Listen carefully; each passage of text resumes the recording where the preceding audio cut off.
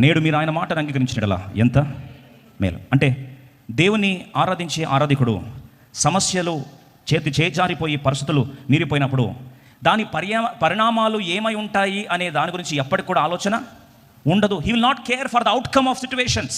ఇప్పుడు భయం ఎప్పుడు వస్తుందండి మనిషికి? ఇప్పుడు దేవుని యందు భయభక్తులు ఒకవైపు, మిగతా అన్ని భయాలు ఒకవైపు.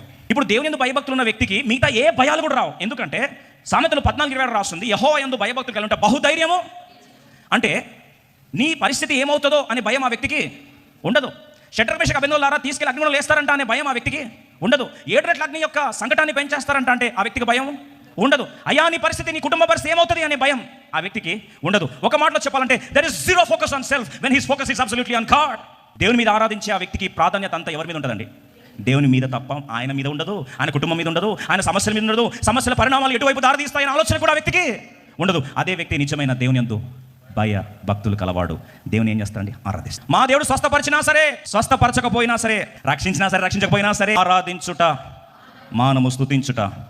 ఆరాధన ఆగేది లేదు, స్తుతించడం అనేది లేదు. ఇలా చెప్పేసరికి చూడండి, ఇటువంటి భయభక్తులు, దేవుడే నా ప్రాణం, దేవుడే నా ప్రపంచం, అవుట్కమ్తో నాకు పని లేదు, ఆయన రక్షించినా సరే, రక్షించకపోయినా సరే, బాగు చేసినా సరే, బాగు చేయకపోయినా సరే, ఆయన నన్ను చంపేసినా సరే, యోబంటాడు ఆయన కొరకు నేను కనిపెట్టుకుని ఉన్నానని చెప్పి అటువంటి భీష్మించుకున్న దేవుని యందు భయభక్తులు ఉంటే అక్కడ రాయబడిన మాట, వారి చుట్టూ ఎవరు వచ్చేస్తారు?